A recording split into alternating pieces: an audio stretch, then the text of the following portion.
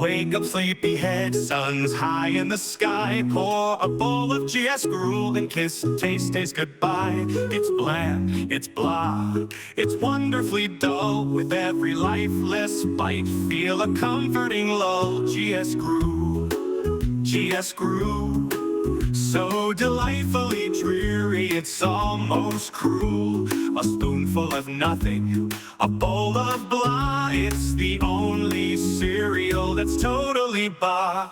From a box so boring, it's a cardboard dream. Makes gray skies bluer, or so it would seem. With flakes that sog as soon as they're wet. One bowl of GS gruel and you'll never forget. GS gruel, GS gruel. Every spoonful's no surprise when the flavor's this null. Grab your spoon and try to stir up some joy. It's the cereal equivalent of an old broken toy. No colors, no fun, just grains of despair. But hey, at least it's something to put in your hair. No need for sugar, it wouldn't improve. GS gruel's the breakfast your bowels won't be able to move. Feed it to plants or use it as grout. Stir in some pointless hope where there's usually doubt. Yet in this blandness, a true love is tough. 'Cause when you hit rock bottom, there's nowhere but up. Grab yourself a great big bowl of GS gruel.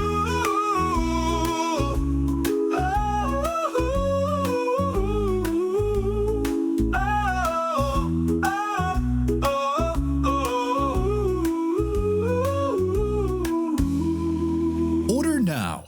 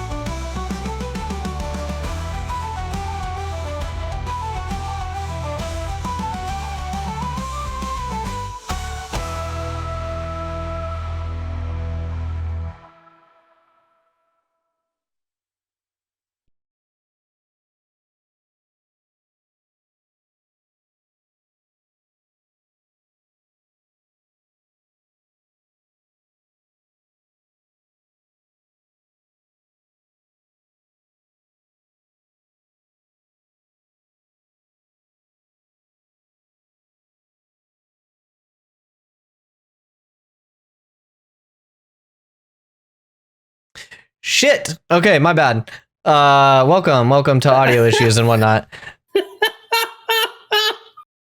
Don't worry about this. This was all planned, well-oiled machine. Hey, everybody. Thank you for coming. We are coming at you live from the Ashes of the Gray, and we are a guild called the Gray Sentinels, and we are an RPPVX guild for the Ashes of Creation, and we are here to fulfill our own egos. I am Lude Lloyd, joined by my glorious... I just hit my mic. joined by my glorious guildmaster and co-host Anduin Kayvon, and the return of somewhere I think that way, the return of the Ashen Herald, aka Daedalus. So maybe we should start with introducing our new guest to our podcast, Daedalus. Would you like to share a bit about you and why are you here?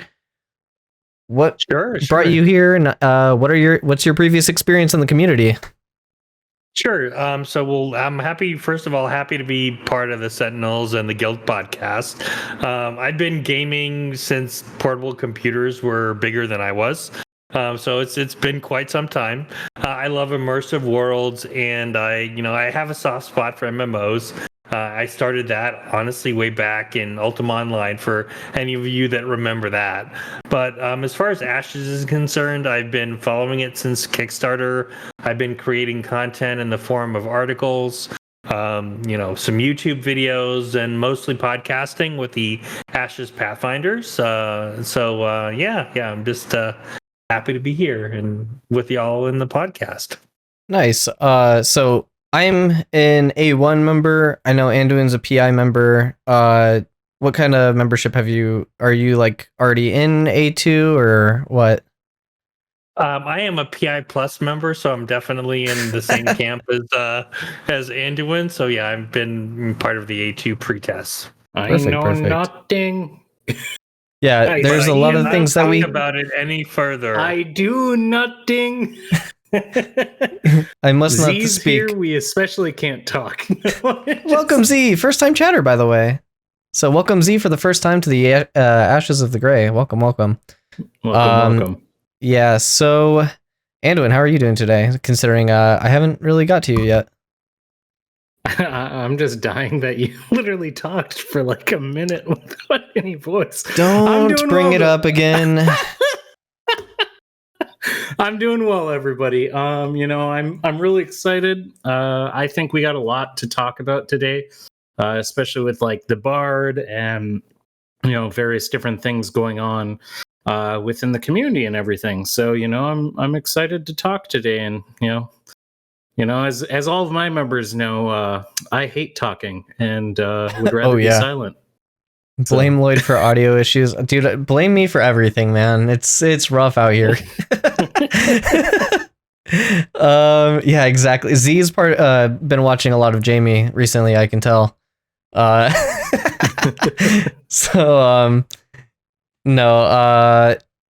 I know, Daedalus, you are new. By the way, Daedalus or Ashen Herald? What's your branding? Daedalus from here on is out? good. You can call me Daedalus. It's fine. Okay. I don't know which one you want. So, I know you're a new member to the Gray Sentinels. I kind of would like to take the opportunity right now to kind of ask, what did you think about the process of joining the Gray Sentinels, and maybe why you even joined in the first place?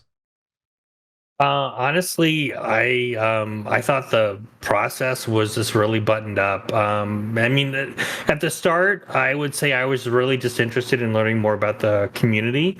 And honestly, the community has been super welcoming from day one. I, met Anduin and actually got a chance to like interact with him during our like prior tests in terms of the alpha, and it was such a good time. We chatted about his community, and I jumped in and I was sold. I think the process has been like really well organized, which is, I will say, has not been my experience like in my MMO history in terms of like interviews and a process, and something that was honestly like really just well thought out. So overall, it's been super positive.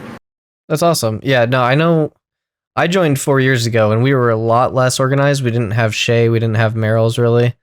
And so we were a lot less organized than we were, but it was still stuck out to me that this is one of the more organized guilds that I saw on the forums, and they had like a process and they had all the things that I wanted when I was looking into a guild. So I was pretty excited, and as I've stayed with the guild, I've pretty much enjoyed it from there.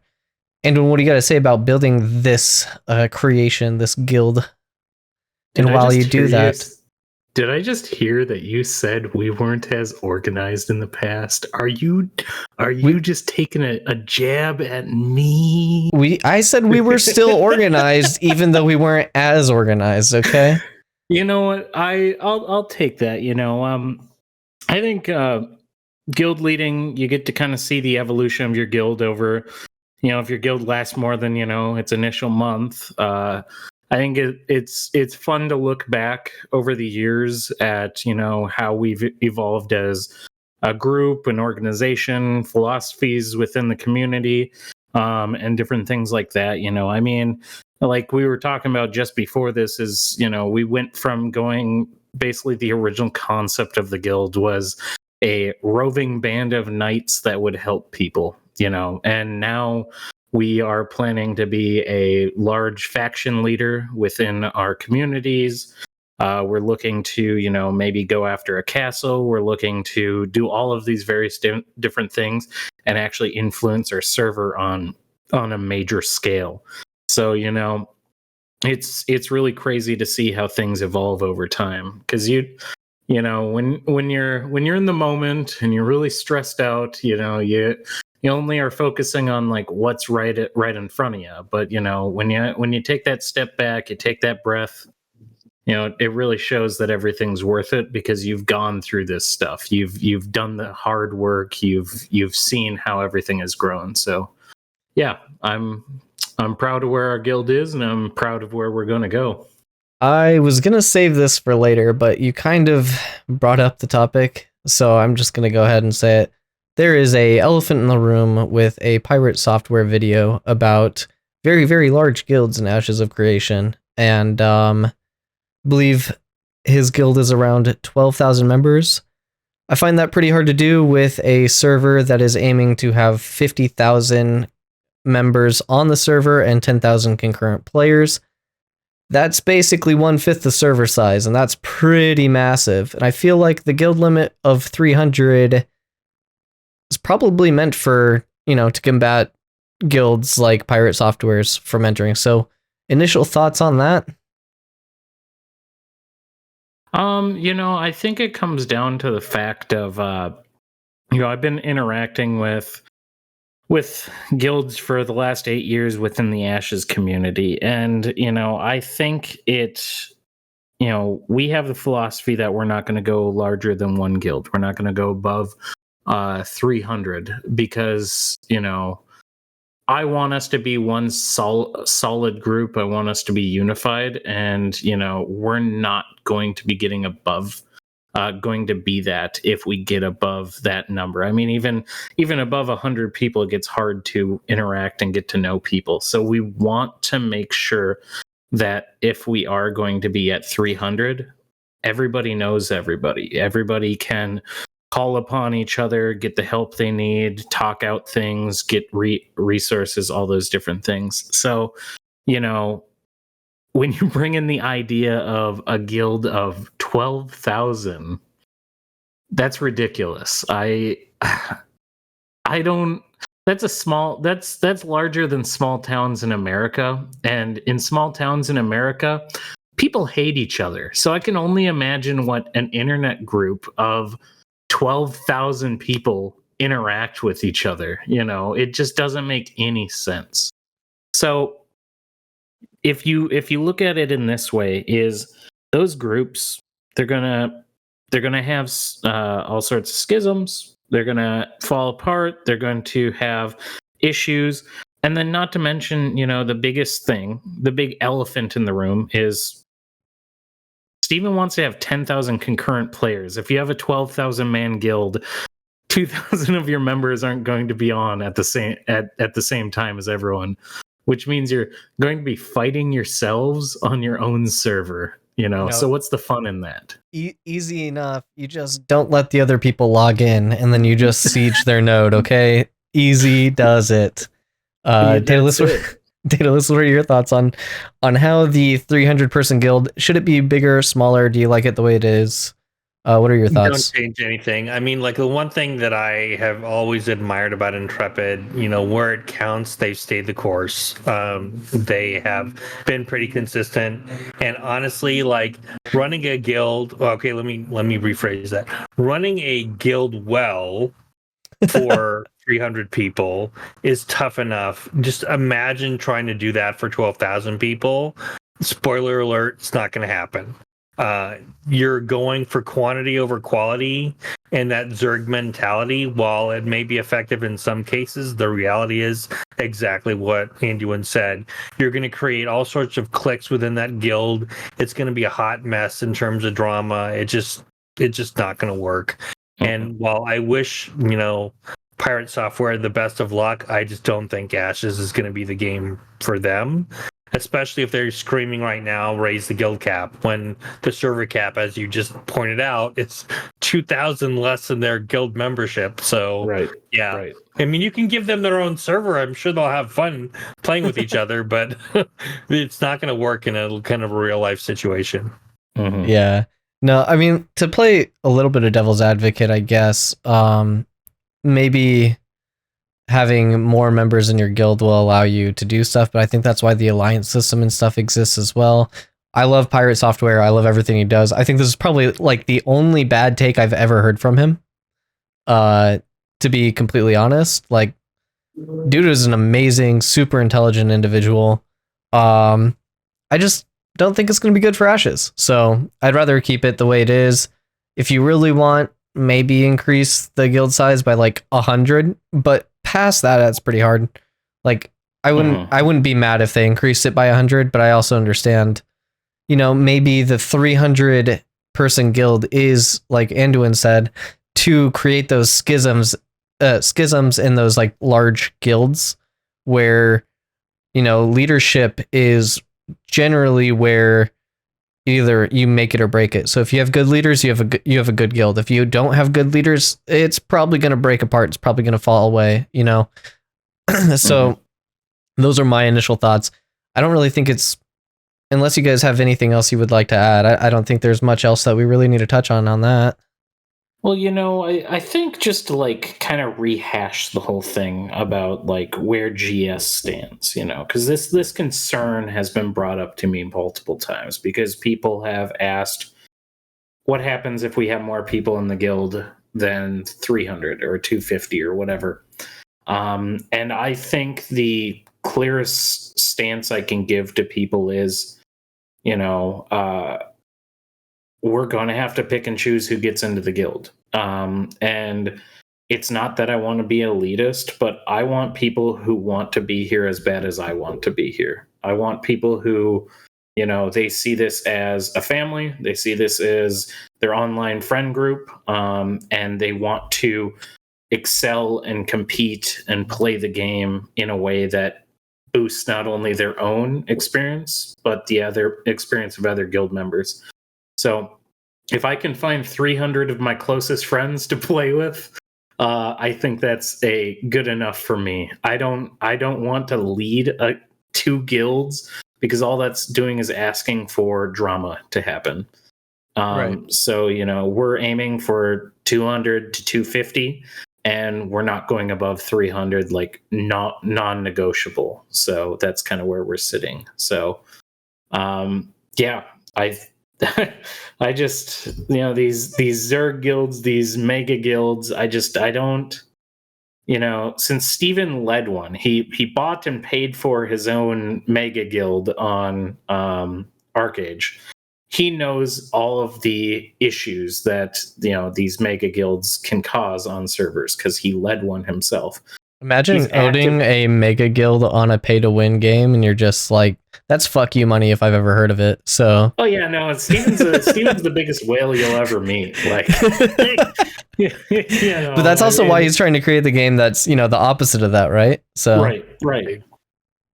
So I think that's the big thing, though, is we want to have fun with the people we got. So, yeah. What do you think, Daedalus? Anything else sad? No, I mean, I think Anduin covered it. I think, we've got a good balance here, and I think that's important is balance because, again, large numbers doesn't equal good guild. So you have to go to quality over quantity, period. Yeah. Well, with that out of the way, we can probably transition to the dev update and everything Bard related. So that's going to be really, really fun to talk about. Here, let me just skip this video on ahead. And there we have it in the background perfectly. So with this, what did you guys love, hate, kind of think the Bard was okay? Actually, Daedalus, I don't even know what class you plan on playing, if you have any initial thoughts on that for when you step into the game. Sure. So I would say my top two have been like fighter cleric and actually fighter bard. So kind Okay. of I've been pretty interested in to see how the bard shaked out. In terms of like every time a stream's coming up, I'm always like, Bard when. So I was actually really excited about the fact that we got to see the Bard, and I felt like generally, like I think the stream delivered in being able to showcase this. I mean, you had a little bit of, let's say, not necessarily like a true test, because you kind of got to see everything. At least like the tree was fully kitted out. I'm not expecting that that's going to be the case in live. I expect you're going to need to make some choices.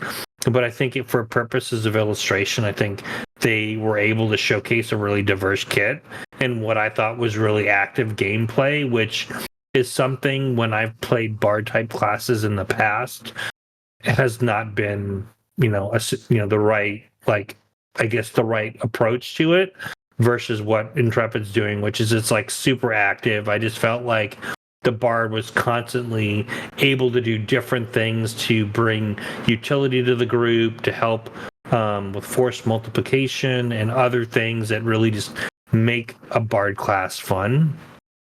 And I think they've definitely got a good foundation with what they've done so far. Awesome.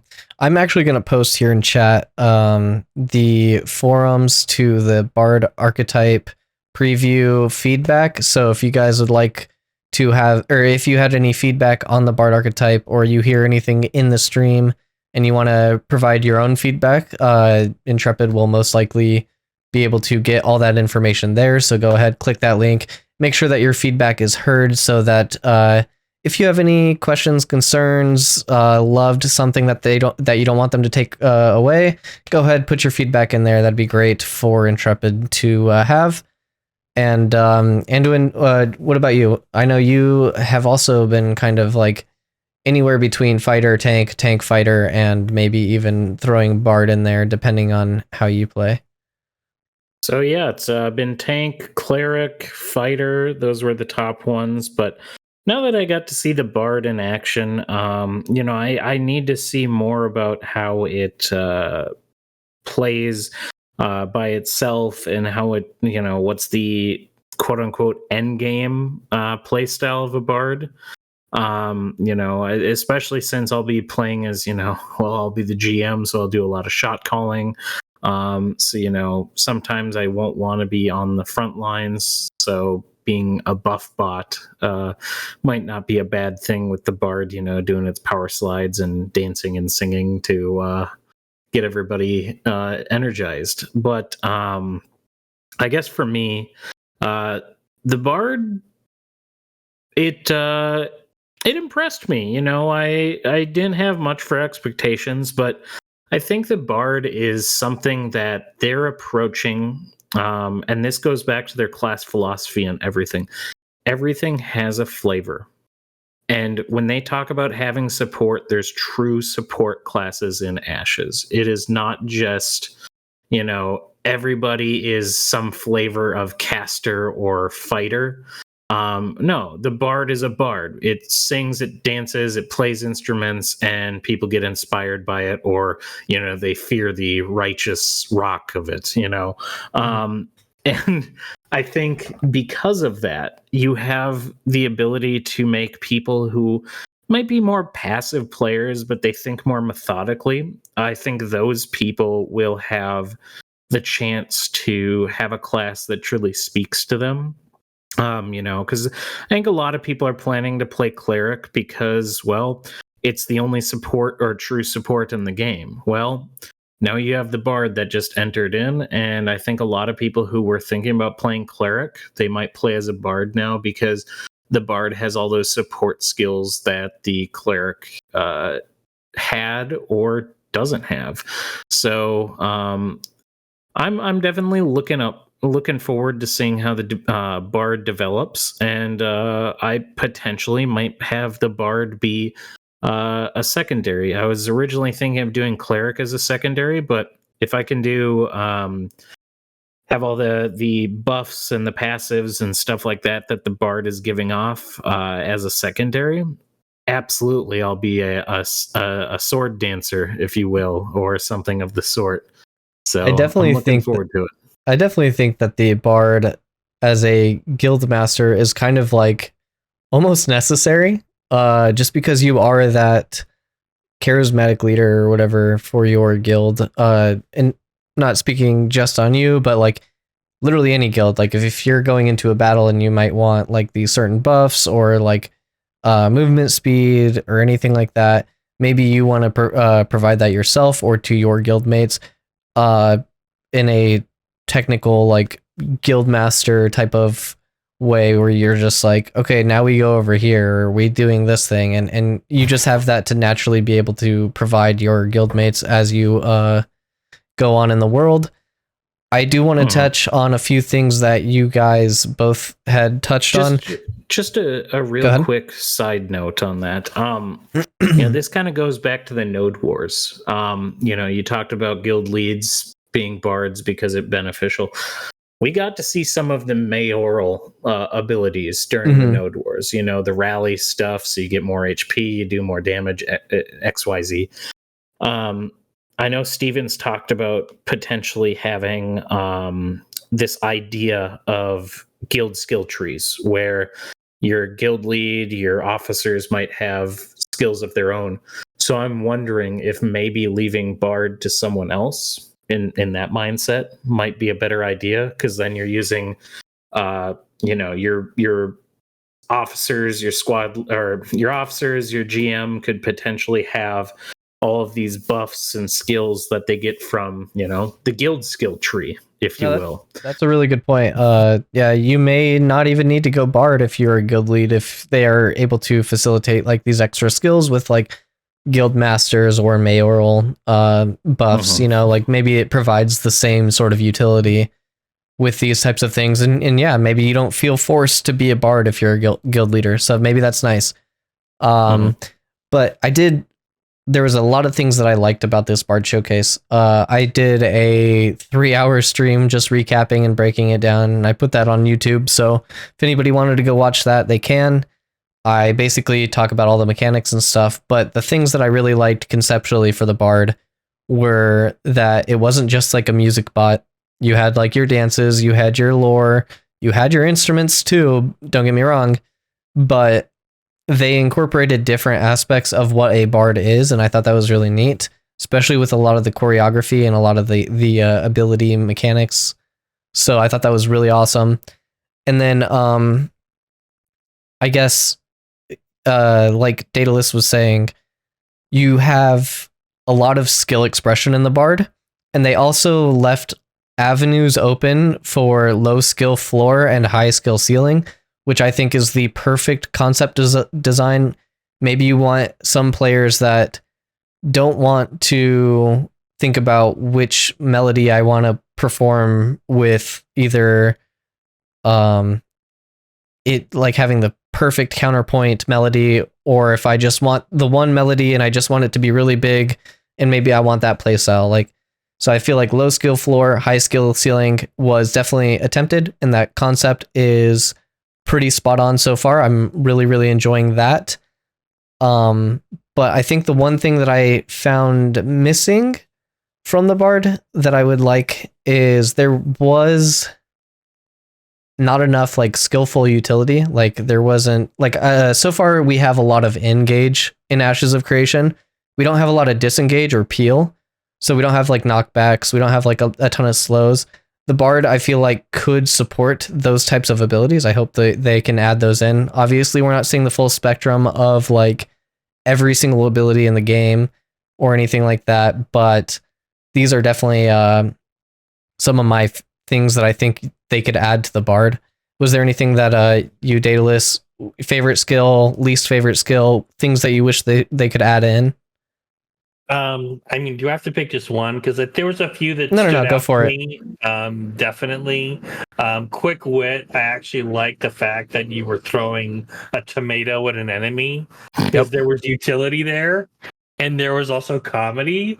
I think I also liked Dark Lullaby. The fact that like the standout of that was you could cast it when somebody was already incapacitated and still be able to have it be useful. Now, granted, it was balanced because there was diminishing returns. And I also like feel like that skill would be really useful in PvP situations as well, since it kind of leveraged that combo ability that they've been kind of working with around status effects, where you can take like a an ability and turn an incapacitate into a stun. And I think like the last one where I did like the strategy around the sagas and the stories in the sagas, because again it gives you an opportunity as a player to have some forethought. It's not just about mashing buttons as they become ready to be pushed. It's about saying, hey, if I build up these 3 buffs and I know there's going to be an oh crap moment later, right? I just have that on deck that I can do a big AoE to be able to help save the party. We actually saw that live when they were doing it too. As far as like abilities that I would like to see, I mean, I think generally,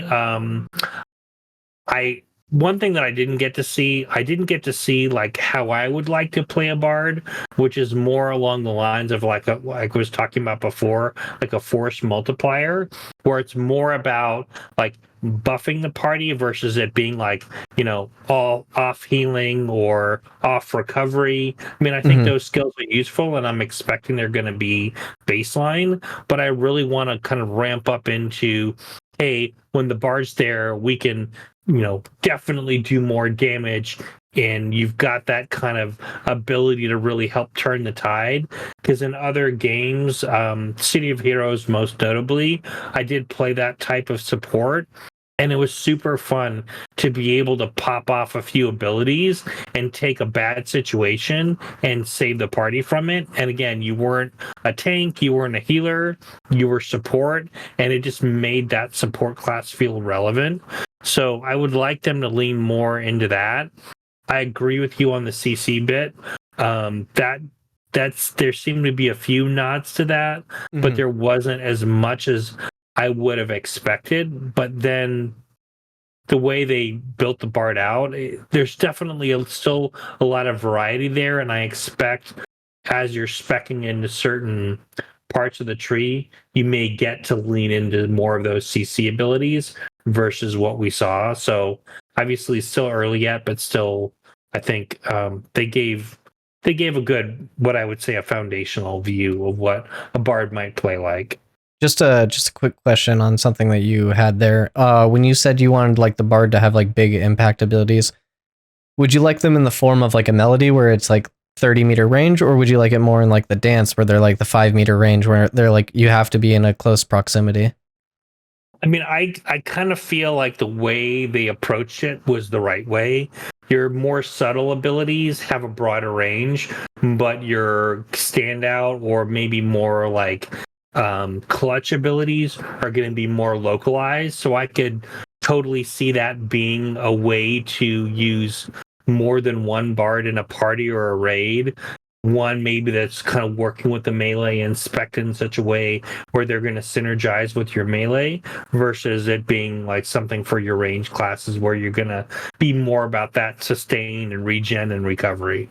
Yeah, I definitely agree with that, especially like when I was talking about high skill ceiling, is like you have the ability to use these dances and use your little slide, I forget what they call it, the flourish, maybe something like that. Yeah.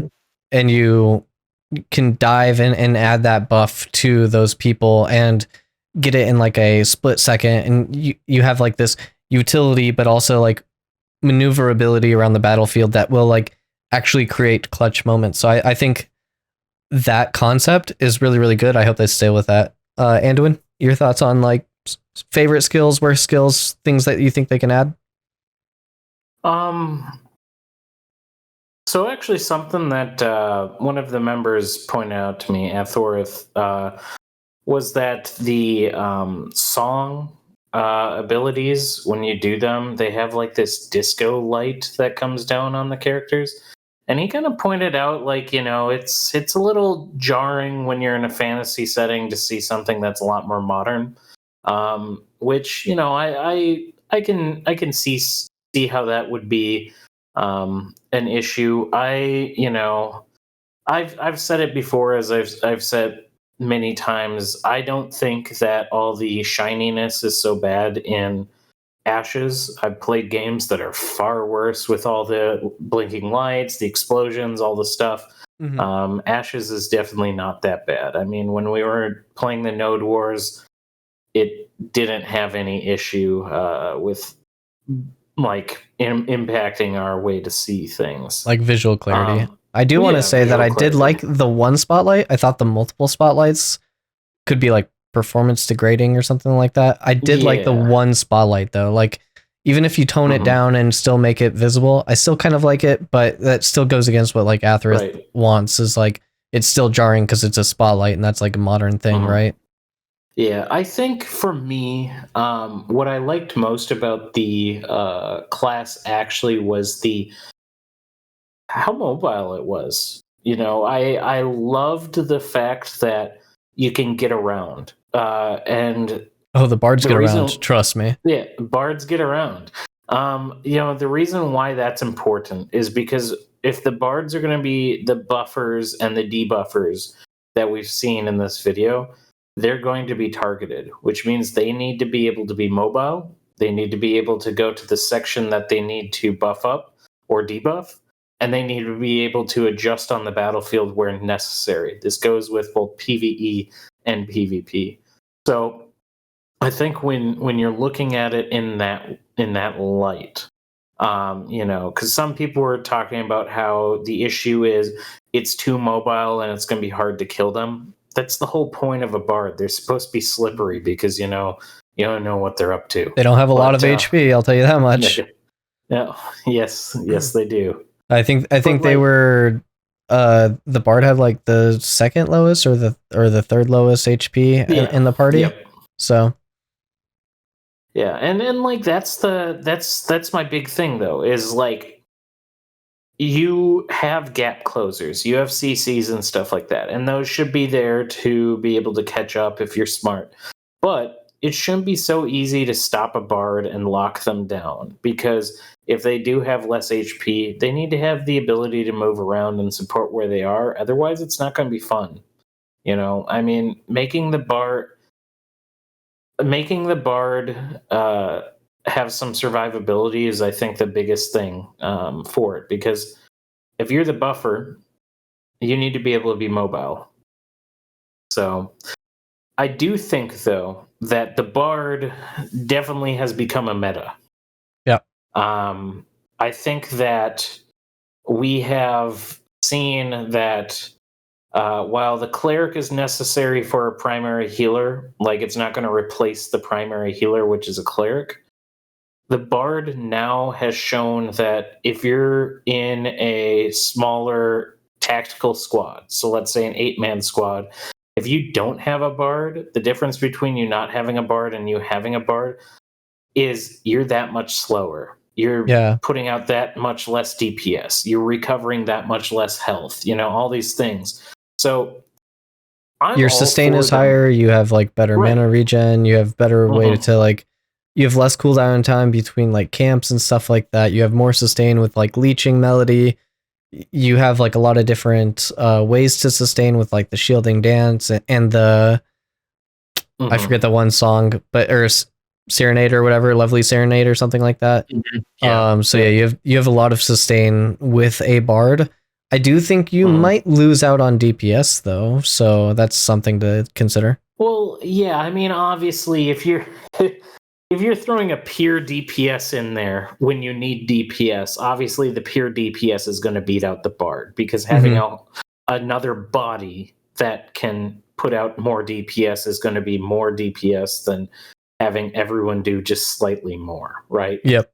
But I think that comes down to what you're needing in a squad. In a large raid team, so like 40 man, you might only need 1 or 2 bards in that whole thing. Each squad isn't going to need it. But if you're an 8-man squad and you're off on your own, you probably will need that bard, because you're going to need that mobility perks, and you're going to need all of the different regen buffs and everything. Because it's probably going to be the difference between you being able to survive and kick ass and you running in, getting a few kills, and dying. So, yeah, that's just kind of how I look at it. Pretty much. I think the important. I'm go sorry, ahead. didn't mean No, to go interrupt. ahead. Go ahead.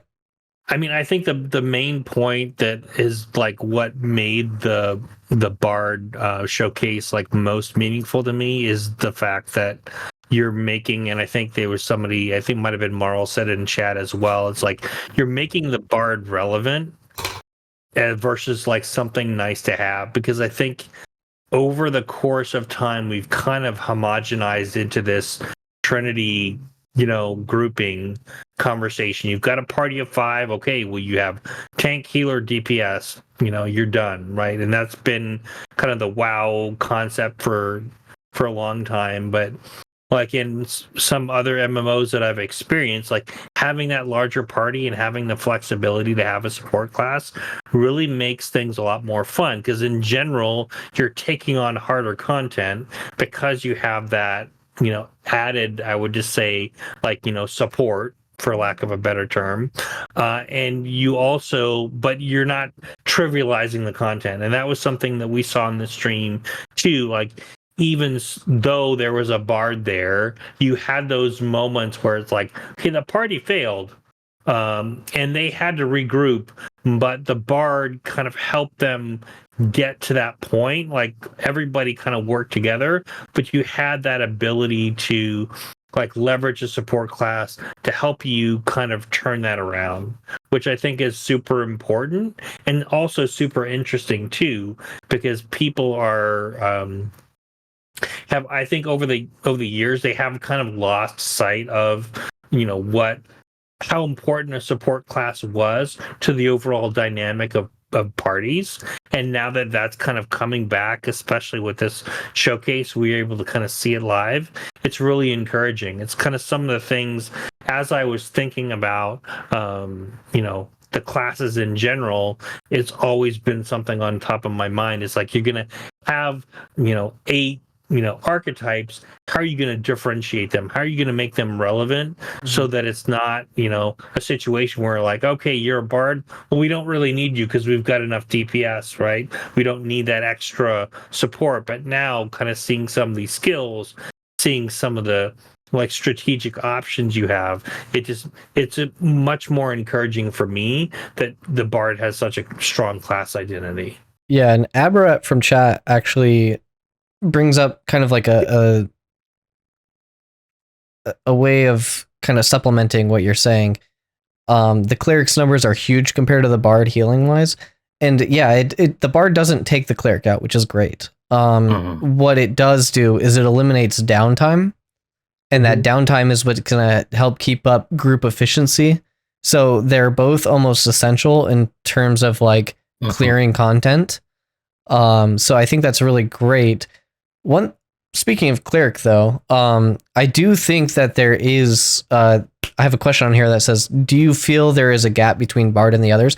I do feel like there is a gap starting to widen between the other archetypes and cleric actually. I think most of the other archetypes are starting to shape up and be like, they're really, really good for what they do, and they offer a lot of stuff, and they have a lot of agency. Agency meaning like, me as a solo player, I can enter in multiple various scenarios and make my way out, as long as I'm playing correctly, right? So like cleric, I feel like is probably the only one that's being left in the dust. Maybe tank is slightly flying behind there, because when you enter, I know this is not going to be all of Ashes. I know Ashes is mostly like group content and whatnot. So let me clarify that. But if I were a bard and I were to be pitted up against a fighter, the fighter is always going to win in open world PvP, simply because they're just stronger. But a bard has a lot of agency to escape the fighter in that moment. They have agency to exist out in the world and like get out of a really tough situation. A cleric, I don't feel has that. They've got a bunch of heals. They're very supportive. They've got a lot of clutch stuff for the party. They are very group based, but they have zero agency by themselves. So I actually want to disagree with you. You know, the cleric has the ability to it has debuffs on it where it can debuff the enemy. It has mobility to move around. It has self heals. It does also have it has similar things like the Jesus beam from the Templar in ESO. I think the cleric, what the cleric represents to me is the promise from Stephen from way back when he talked about every class will be able to do in some shape or form a support, DPS, or tank. I think the cleric represents that the best because it's able to flow a little bit between each of them, and you can tweak its skills and the armor on it to make it be a little more tanky or a little more support focused or whatever. That's what that represents to me. Seeing the design of the classes be a little more focused on, they have particular roles, like the Bard is for sure a support class. I think there's no doubt in my mind it's a support class. The Fighter is a DPS class. The Tank is a tank, or should we call it Vanguard? But I think the issue is that we're right now seeing Intrepid is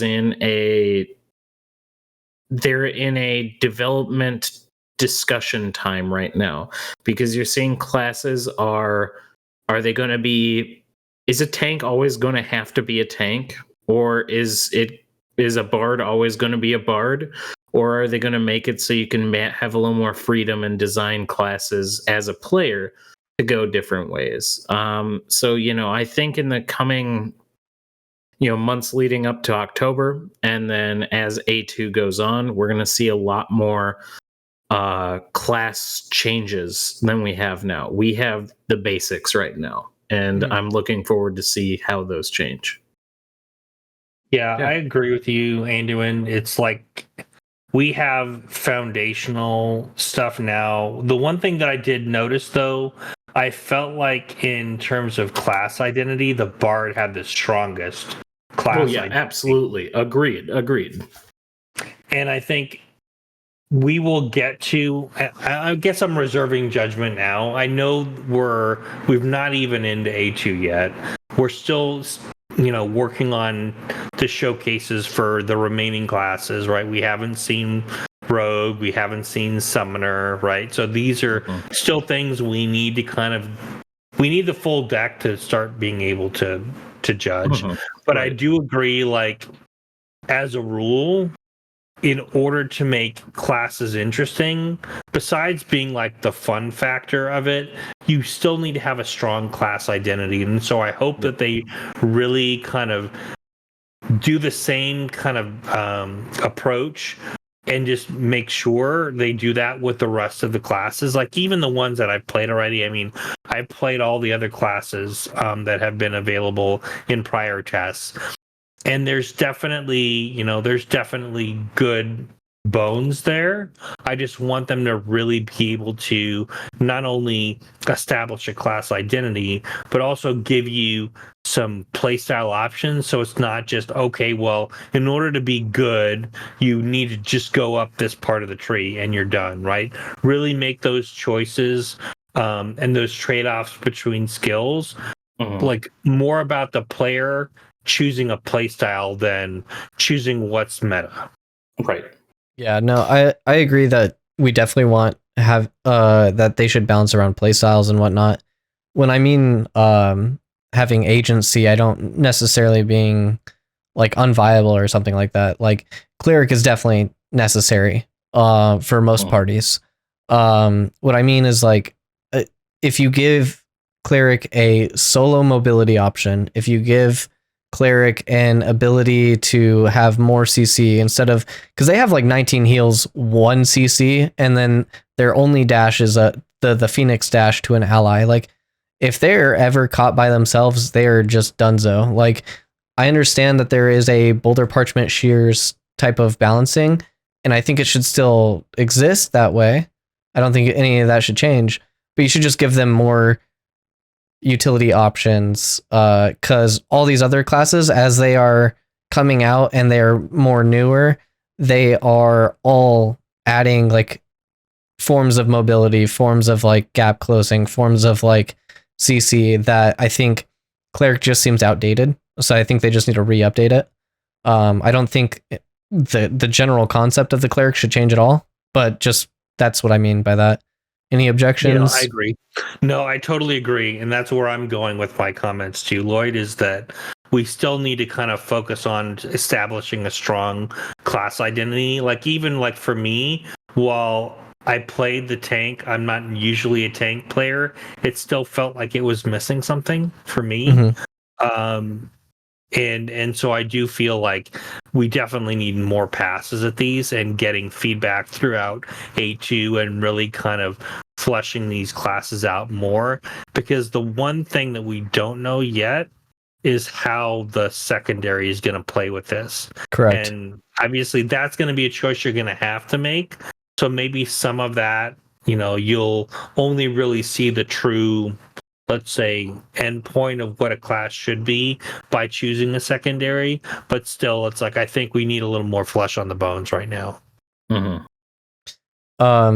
That also is kind of like I'm kind of interested to see, like, we know that the instruments of the bard is primarily just cosmetic for this stream, but they will be giving different instruments different options. So maybe like drums is going to be a more CC oriented bard. Maybe flute is like a more speed type of bard. A lute is more party buff type of bard.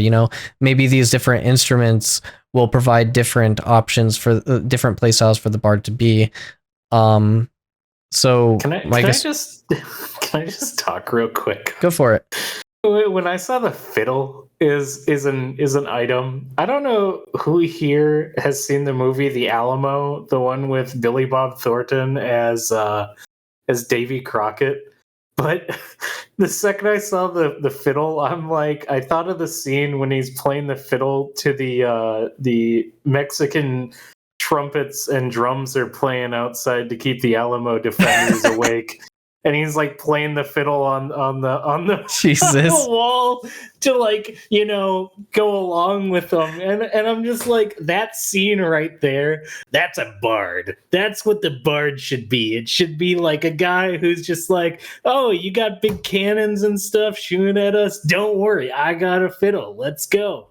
I love that. That's if we like, I want fiddle bards. There needs to be a Davy Crockett bard out there that's just like, I was rustling bears before I was like 5 years old. I want that. This is the type of personality I want in a bard. I guess where I was going with that question actually kind of is where you're at, to be honest. No, for real. I was like, you could either have instruments be a play style, or would you rather it be cosmetic and you just want to choose your own instrument because you like that instrument? What are your guys' thoughts? Because what if you want to be that fiddle guy, but you also want to be the CC type of playstyle bard, and you don't want to play the drums? Hands down, I think it should be cosmetic. I mean, I think having you choose a path, like just thinking of this not as like a player like chasing the meta, right? Or chasing a specific play style. Thinking of this as like a person that enjoys like having a well-rounded character in terms of backstory and investment in the character and a character identity separate and independent from the class identity you have in game. I feel like going the route of certain instruments do certain things is in my opinion, it's not something that I would want. I would rather be able to choose like a lute versus a flute. And regardless of whether I choose a lute or a flute, right? I can do what I want playstyle wise. Mhm. I just feel like that, in my opinion, would be the most flexible, and you give yourself the best of both worlds or you get the best of both worlds as a player, because as a player I can choose, okay, this is going to be my play style, and hey, my bard, he's a lute player or he's a drum player or what have you, and then I can build out my class fantasy without restrictions, and so that's kind of my thought, is that I do feel like that would be kind of a feels bad moment Focus for Fire me. Anduin. Hello. Oh, I disconnected. Welcome back. Yeah, I guess I disconnected. We got your Discord entry, the Focus Fire Anduin from Steven. I was like, what the hell is that? Yeah, right? I was like, what's happened? Yeah, suddenly I just disconnected. Who knows? Maybe there's a thunderstorm going on. We'll see. Makes sense. I actually want to go against that. I think it would be cool if you have multiple bards, that the different instruments they have, they can synergize off of each other and increase the amount of buffs. So having a full band of bards with different instruments gives a higher amount of buffs. And because back to the idea of like the summoners can summon like a siege golem at a siege, I think it'd be cool if you had like a full band of bards running around that they give off a larger buff, as well as those buffs are bigger. And when they synergize, so if they time their things better, they actually synergize more. So I think doing that would be really cool. I think something like that is a useful mechanic in the game that could also benefit having more than a handful of bards around. So I'm all about that. I think it should be there. I want to see a bard, like a big bard marching band when we're running up to a siege. I want to see it, I also think it'd be hilarious if like the defenders are looking over the wall and they just see a bunch of half-naked bards like raving out in front of the gate, and they're like, "No, the siege is over." Just like, yeah. So that's what I want, Well, Anduin's advocate for a band camp. Got it. Okay. yeah. So what happened at Bandcamp was, no, as cool as I think that would be, to be honest, I've seen a lot of esports stuff over the last 10, 12, 15 years. And the more coordination and synergy that you require from people creates such a massive gap between like the top percentage of players and the medium percentage of players, that like even if they're on like the higher level but they just don't have that synergy, it creates a massive gap in actual like synergy and actual gameplay patterns. So game developers tend to stay away from that because this gap widens with like competitive team play. So I mean, it could be cool. Let's see how far the gap goes, maybe. But I'm also with Daedalus on this, where like if I just want to be a loot player, I don't want to have to force my abilities to be a certain play style if I want to play the loot, like it feels bad as a player, I think, just in general. Hey Lloyd. What's Lloyd, up? To your gap statement, Mhm. I have two words for you. Get good. Get good. Get good. Well, that is the Always thing. Get good. That is the thing. Is like if you Like- get good with team synergy, then you are the gap. Like that's what here's that happens. But here's the thing. Here's the thing, Lloyd, that everyone keeps talking about and they don't understand is It doesn't matter about the blueberries. It doesn't matter about the average Joes of the server. I'm not talking about the average Joes. I'm talking about people that are playing competitively that just don't have 8-man synergy all the time. We should encourage groups to synergize, to work together, because it encourages teamwork. Yeah. Steven's whole thing is the rock, paper, scissors of groups, fighting each other. So I'm all about that. She said, I heard this was a wholesome stream. I've been misled. Me and Anduin fight all the time. Oh, don't worry. We fight all the time. Yeah. But we love each other. We do love each other. It's a lot of love here, Yeah.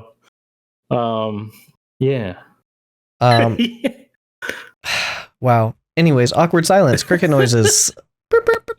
Daedalus is over here like, what did I get into? Just not at all. No, I agree with like what you're saying, Anduin. Like in spirit, is like at the end of the day, there's been a lot of game design that has made things simpler because the mass majority of the population isn't going to be your top percentage players, right? They're going to be more casual players, and that's okay. I mean, I think there should be a spot, and I think even Intrepid has gone here. There should be a spot for every type of player, but I don't necessarily think that it makes sense to not have more complex mechanics that people should learn. Yes, it's gonna be painful. You're gonna wipe a zillion times on a boss or in an encounter, right? But you're gonna learn at some point, right?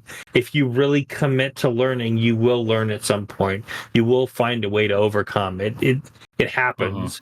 Right? If you've got like-minded individuals that are invested in doing that content. So but like my point with the instrument piece is it's more about player agency than it is about like the skill gap, right?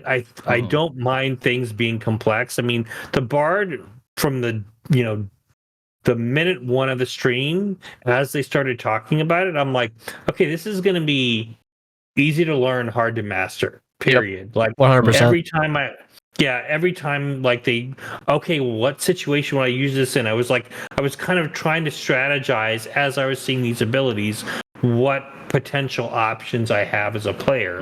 And so from my perspective, since the loot and the weapon the instrument and the weapon are completely separate, what I choose in terms of an instrument has no impact with my weapon. It might potentially give me, again, if they choose to go this route, different options in terms of playstyle, but I do feel like that in and of itself is limiting. It's not necessarily going to be, in my opinion, it's not going to homogenize things if I just have it be cosmetic. It's not going to make my instrument irrelevant. It's just going to be a style choice that I want to make. If I really want to lean into a playstyle, then I have the option to lean into a playstyle while also doing something essentially cosmetically to set up my character. It's just like choosing what type of transmog you want, right? At the end of the day. Yeah, I was going to go ahead. I have a quick skill ability I would like them to add to the Bard. This would be like an ultimate skill, like an end game, like a saga, like a saga. That's what they were naming, like their like really strong abilities were the sagas, the pop-up book ones. This would be like a 3-minute, 4-minute cooldown type of spell. So this reminds me of Star Wars: The Old Republic. There's this stupid ball that you throw, and it's like a disco ball. And when you throw it, everyone starts dancing. They have it in Fortnite, the disco dance thing. I'm saying Tasha's hideous laughter. Listen. I'm saying that the Bard, it should be called solo. It should be called shredding or whatever. And the Bard pulls out their instrument and just goes, crazy. And it's an AoE like CC around people that everyone just breaks into dance and clapping and stuff. I want to see that. I think it'd be hilarious. I think it'd be a great addition, and I want to see the bard have their moment in the sun to just shred it out, and people love them for a moment. You know, that's what we need. Bard Love it. center stage.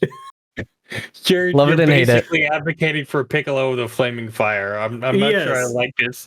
I'm not sure I like Yes. this scenario. Absolutely. It's going to be, they should call it Through the Fire and the Flames, you know, like the Oh my guitar solo gosh. from the Guitar Hero. I'm Everybody dating knows. myself. Everybody knows the Through the Fire and Flame because of Guitar Hero. Yes. Oh my gosh, Anduin. We carry on. Oh, I'm good dumbstruck. times. I kind of love it and I absolutely hate it at the same time. So we're gonna and leave it that's at why that. It has a large cooldown, you know. And you could make it so, because they've already shown in stream that, you know, they have cooldowns and stuff that on stuff. Anyway, that here's you- Wonderwall. Yeah, here's Wonderwall. Yeah. Oh but, like, shit. but like they have it where there's diminishing returns, so like you couldn't stack it. Like you can't Yeah. just do it and then do it again. You know, you could make it so there's a cooldown on that ability to affect people. So you know. Speaking of diminishing returns, this may be like I've been trying to move on to the next topic, but we keep hitting great points, so I'm just gonna keep going. Speaking of diminishing returns, my understanding of diminishing returns is that if you get incapacitated, then you are no longer able to be incapacitated for 10 seconds. Mhm. But you had like the lunar spell, which would like stun them at the end. So you could incapacitate, stun, and then you could do another CC, and then another CC, and then another CC. And then when 10 seconds is up, you can incapacitate again. Mhm. So you could technically do CC chains still, but there is still diminishing returns on types of status conditions. So I think the only criticism I had on diminishing returns is that you have to keep in mind how many status conditions there are and what types of CC chains are available for people when you are balancing diminishing returns. And also, should there be a hard cap or a soft cap? Probably. Like maybe no more than like 8 to 10 seconds. I mean, 8 to 10 seconds is already like time to kill anyways, but like I feel like there should be some form of like diminishing returns just in general. Yeah, I mean, since we can talk about it, the Node Wars. Mhm. Daedalus, you remember before they had diminishing returns on the first few tests of Node Wars? It So, was like, okay. oh, CC, time to go make a sandwich. Yeah, no, it was terrible. So the tanks had this stupid wall ability, and the Yeah, wall I've ability- heard so much about this, to be honest. It literally was we learned the meta was just being tanks and using that ability, because what you could do is you put this ability up, it stuns you no matter what. There's no delay. So people would just be stacking walls and then have their DPS run inside and kill everybody that's stuck in the walls. That reminds me of A1 when we were doing castle sieges and we would chain Yep. somebody, stun them, and then the next person behind me would be just within chain range, chain them, and we'd just create like a chain link all the way back into like our entire group of like 50 people, and we would just murder that one person. And it was like whoever's tank had the better positioning and like the better spacing to hit their chains. Like that was the battle for like 30 minutes outside of the gates. It was funny as fuck. Oh yeah, no, it's funny. It really is funny.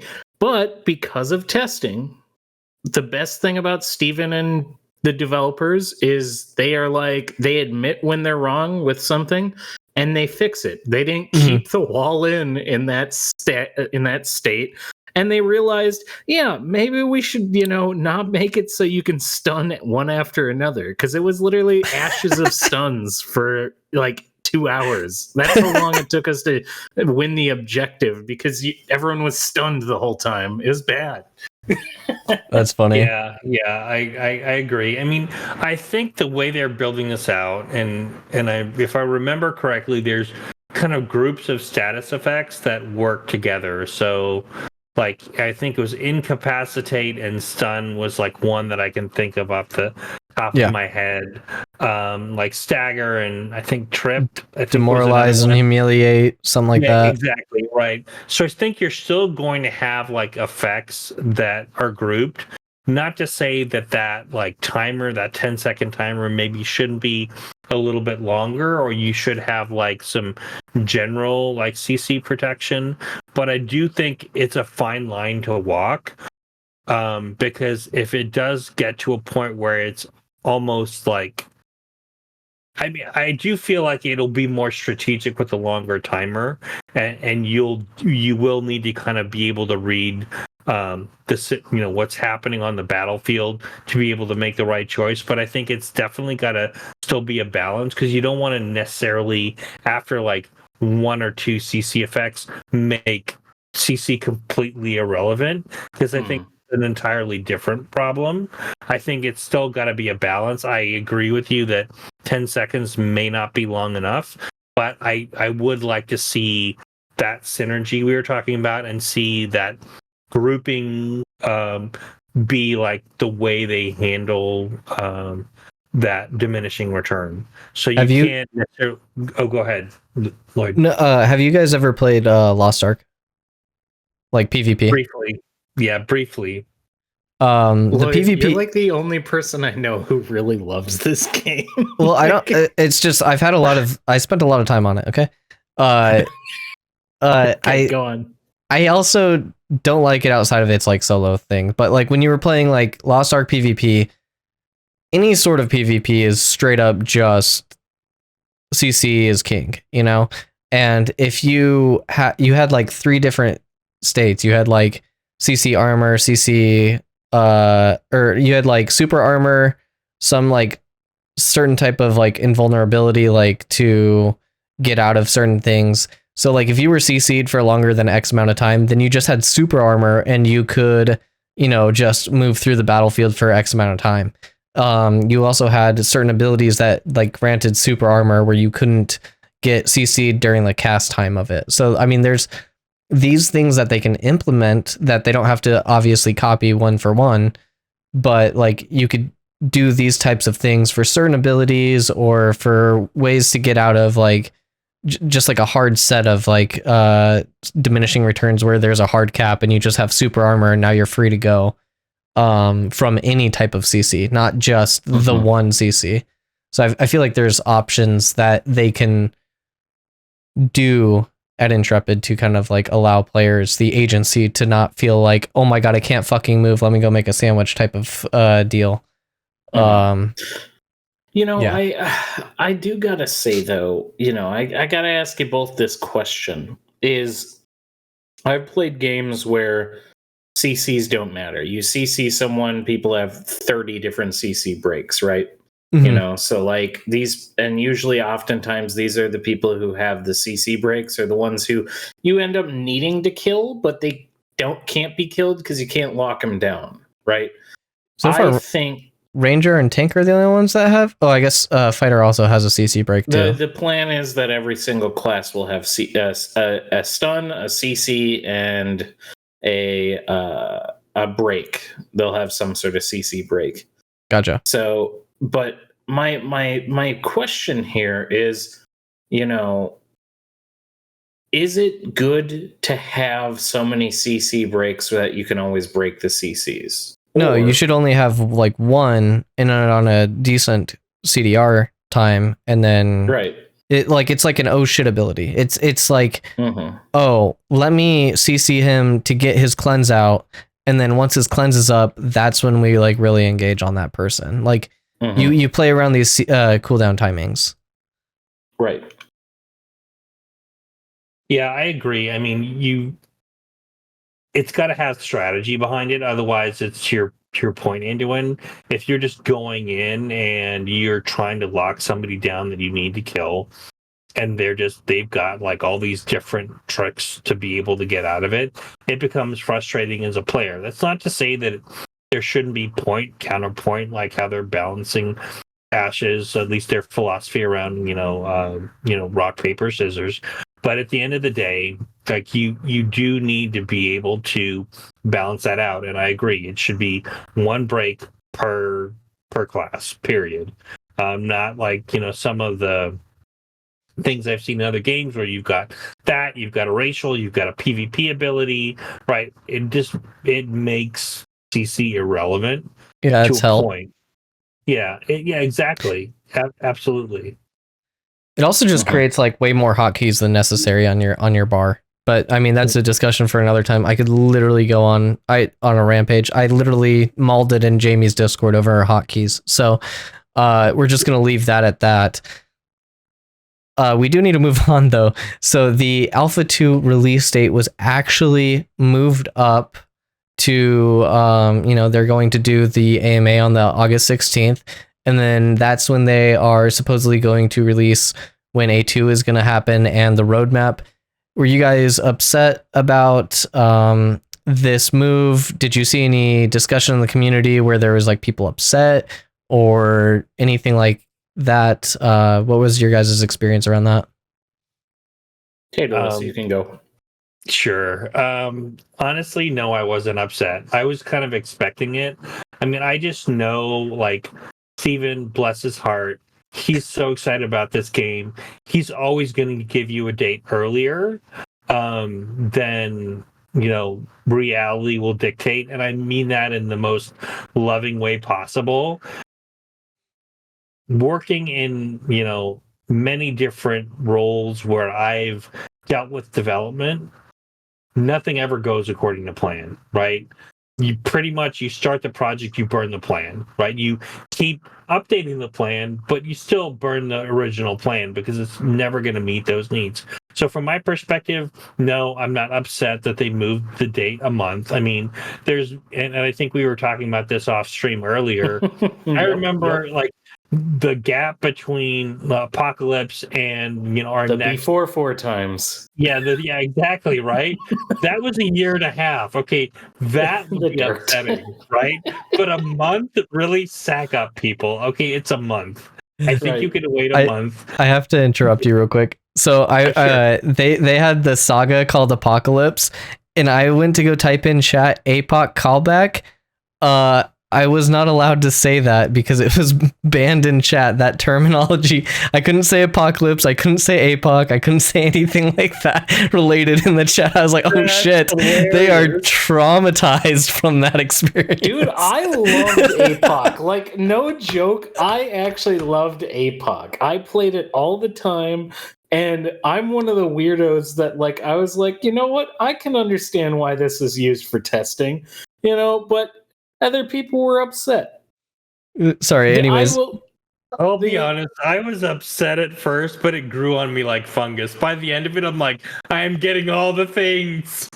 Right? You're doing your dashing through the sky, and oh god, it was a beautiful BR. I miss it.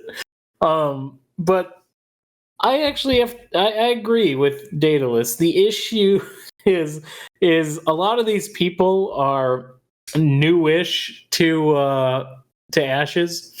At this point it's kind of like one of those first time, eh? Yeah. Like people get so upset about things, and we've been 2020 was 4 years ago, and that's when this game was supposed to launch. We're oh, don't bring that up. We've been here, we've seen it happens. We all know Steven gets excited, and let's be honest who Steven is. Steven is all of us, because we all have asked that question of, if you had a ridiculous amount of money, would you build a game? And Steven's the one who has a ridiculous amount of money, and he's building a game. So yeah, he did the thing. He's doing the thing. Yeah. And if you look at any comparable MMO that has actually launched, well, let's look at Star Wars: The Old Republic. People might be more knowledgeable about the launch time, but I'm pretty sure it took 8 years, and it's one of the most expensive MMOs of all time, and was worked on by, I think, a staff of like 600 to 800 people daily, like from day one. So the fact is Intrepid's doing that with, I think they have 150 now. Is it 150 they said on one of the streams? I don't know. Maybe it's 100. But anyway, a lot less people with a lot less of a budget.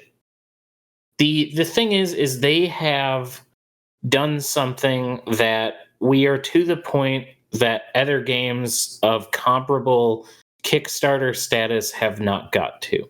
You look at Chronicles of Illyria, the scam, it didn't get this far. It never even made it to be an actual game.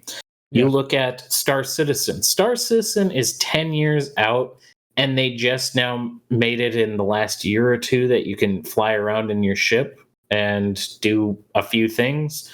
But like Steven and company, they're building the systems that Star Citizen needs to be successful. They are building the framework to make the game be what they have offered it to be. And that's why I'm being lenient on the time it takes.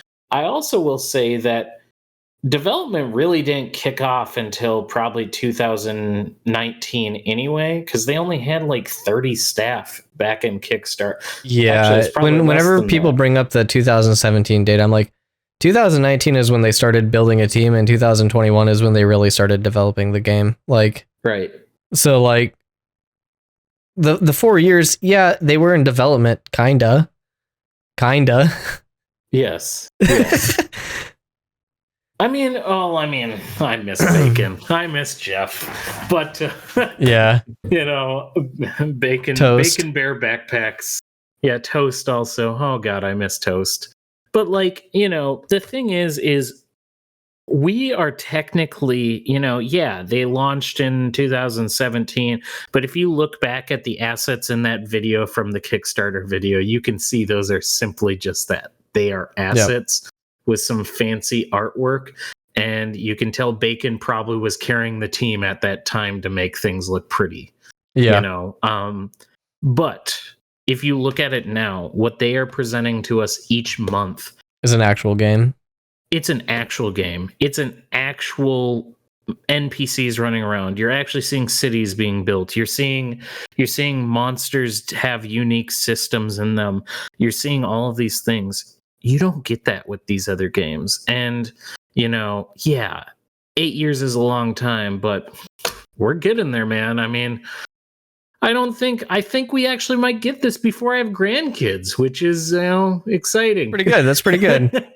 No, so my real take on this whole like A2 release date, like drama, like, bro, I was expecting the A2 manifesto August development update. I got it 2 weeks early. I'm fucking happy. That just came at the cost of him being like, you know what, we're not going to release the A2 date today. And I'm like, oh, okay, whatever. And then everybody was like, oh shit, he didn't live up to his promise. All the trust is gone or whatever. I'm like, no trust has been missed. Like, A1 was pushed back 6 months. Like, we good at in October now? I was memeing about it being like, oh, watch, now it's going to be October 1st because now it's going to be in Q4 and everybody's going to lose their minds. But then it ended up being October and I was like, well, shit. Yeah, I mean, what was the A1? Was that 6 months they pushed back from there? Yeah, it was supposed to be August and then it ended up being like March, April. Yeah. That was a major push. And then also, the difference between APOC to A1. I mean, before they even made the original announcement of A1, that was a year and a half of basically silence. There was, radio silence from Steven and company. Like the live streams were basically, we hired a few people and then we got these cool art assets, and that would be the stream, for like a year and a half. This is actually cool. This is cool because like you normally see companies fail right at launch because of like communication issues. Intrepid's able to learn this super early because they're being so transparent with their development process. Yes. So like they are learning their mistakes really, really early. And yeah, everyone's like, oh, I thought they learned from their mistakes already. Well, kinda. Now it's gotten better. It's not perfect. It's gotten better though. But yeah, I don't think there's anything that's super wrong. But I was gonna say this one last thing before we move on to the ad break.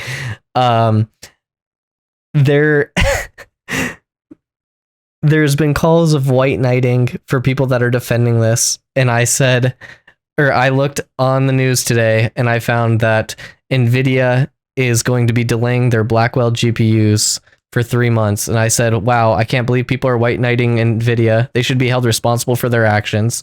How dare they delay by like 3 months? Nvidia should act like the multi-billion company they are, the top 3 major stocks in the world. They need to get their act together. Like, it's just a meme. Like, Nvidia is so much professionalism, and they are so big in the world, and they're delaying a product for 3 months. Who gives a fuck if Ashes is delayed 1 month? I don't care. I mean, one more thing I want to say, because there was a content creator I was watching earlier today, not Ashes related at all, but there was something else that was delayed. I can't remember. It was Avowed, I think it was, that was delayed. And the way they approach it was definitely my attitude. And it's like, you know, sometimes a delay is good because that means that things are going to get better, right? Yep. I mean, I'm not saying that every, delay, we should embrace with open arms, but at the end of the day, you got to learn to love the delays, because if it means that the game is going to end up being better, more polished, you'll get a better experience, et cetera, et cetera, et cetera, then you know what? Just deal with it, right? Because at the end of the day, these folks in the game development, area work super hard, right? Regardless of, the publishers that we all hate for, their shady practices, developers really bust their ass to create good products for the most part, right? Yeah. And so with Intrepid especially, it's not white knighting to wait a month. I agree with you. I think that that's ludicrous to say that. I mean, honestly, I've been in this space for so long. Anytime anyone says something good about Intrepid, you're going to have somebody that's saying, well, you're being a white knight. Well, no, because when things have happened that I didn't like and I wanted them to be held accountable for, I said it, right? So I don't agree with it. Exactly.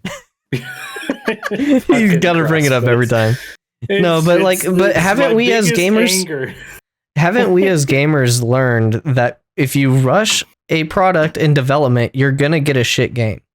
Like, what do you mean? I don't understand the logic. Happened once, Lloyd. Right, Never my bad. once. I'm going fucking crazy. Stop gaslighting me. Go on. Yes. No, that's it. Gaslighting's not real. I'm just crazy. Anyways, ad break time. We are going to be kind of moving along. Thank you everybody for following. We got Dio the Hero, we got Steel City Knights, we've got Arjum Runeforge, who rated us with a party of 7. Thank you. And then you also followed Roar, you followed us, Abarat, Z, Baldo Guardian, Arthas Dawnbreaker. Thank you guys for the follows. Really appreciate you guys. We do this podcast basically every month on the first Sunday of every month, and we are going to try to keep that cadence all the way through A2, through launch and stuff like that, kind of give our basic thoughts on like what's going on, what's happening in the guild and whatnot. So just really appreciate you guys for coming and stopping by and just digesting more Ashes content. But unfortunately, let me get this ready. I have a bit of a little whoopsie daisy here. So I had the mistake of memeing about the A2 release on August 2nd because of the Grappler numerology video. And so our entire guild basically said, we're holding it to you, or to it. And if it's not true, then you're going to get humiliated and we're going to blame you for no A2. So here we go. I'm sorry, Lloyd. I tried, but the people's demands. The people's demand. They need their circus and bread. I'm sorry. So here we go. All right, hey Sentinels. It looks like I failed you. So, because you assigned this as my punishment, I have a couple chances to do this, but we're gonna see if it works out.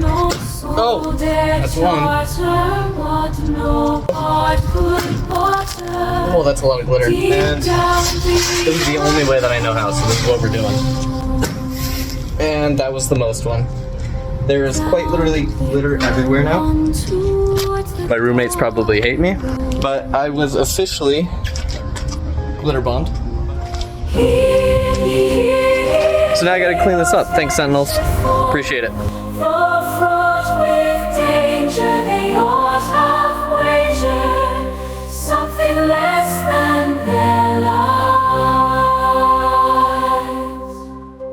And that's that. So, thanks, guys. Thank you, Gray Sentinels. I got glitter bomb. I still have glitter on me and in my hair and everything like that. So, yeah, that still exists. That's still a thing. Need a glitter emoji. Yeah, exactly. What was that music choice? It was The Hero's Lament. It was a AI song that I had wrote for a D&D campaign, and I felt like it fit the mood. So that's what that was. Glitzy Lloyd. Glitzy Leaky Lloyd. Oh my gosh. I'm not leaky anymore. I'm under NDA. Hey, what's up, Jamie? Let's go. Yeah, no, I'm under NDA. I can't leak anymore, so. Yeah, you are under NDA. That is correct. Aluring's watching. True. And Z. And Z. All right. Yeah, I think we're going on a little break real quick, and yeah. That was the break, to be honest with you. Break? That was the break. Oh no. Oh no. Okay. Oh no, no. So, Daedalus, you are a new member of the... Oh, Z went to bed. I'm on night watch. Oh, well, welcome. The Glizzy Goblin? God, what? The Glizzy Goblin. God. Jesus. All right. Oh. The Book of Heroes. God, what a great segue, right? Daedalus, are you still with us? You're awfully quiet. I am Okay. still with you. Okay, I'm glad. Okay. These names sound inappropriate. Well, I am Lude Lloyd, I guess. I guess that's what that happens. You've also watched Jamie's stream. I'm sure that you've had a lot of dick tongues in your in the streams that you've watched as well. So what the hell is it? You've never seen? Tongue? Oh my gosh. They do, so on tangents of creation, they do a thing called pick your poison. It's like would you rather's basically, and like it was like would you rather do this or would you rather have like a dick as a tongue? And Steven was in chat and he was like, what the fuck? He's like, I got a work call and I come back to dick tongues, and it was just so Chibi and Annie are just fucking bright red embarrassed. It was funny as hell. Yeah, that sounds like Steven. You know, I mean, but as we're seeing, you know, they probably let it rip, you know, and Intrepid given the old snowshoe, right? Yeah. Oh. So please, for the love of God, let's move on. So there's a thing in our guild. We are a roleplay guild, so we are RP PVX. Semi-hardcore guild, and we like to have characters. We like to roleplay. One of these things that we do is, and that we are doing right now, is we have a book of heroes where we basically have our own character that we plan to put into Ashes as like the Sanctus roleplay, and we create like a little character profile page there on our Discord, and we kind of allow these characters to roleplay as if they had no magic, they're on Sanctus, and we're about to enter the portals type of thing. So, Daedalus, I wanted to ask, are you planning on doing roleplay? If so, have you made a character for like the Book of Heroes yet? I am planning to do roleplay. I am working on a character. It's actually pulling up some old stuff that I did in like earlier MMOs like Dark Age of Camelot. but I've not put my character in the Book of the Heroes just yet. Okay. Well, that's cool. Do you want to share any of that yet, or no? Not yet. Not quite. Not quite. Okay. Not there yet. Anduin, obviously, you're kind of locked in at this point, right? You have to be Anduin.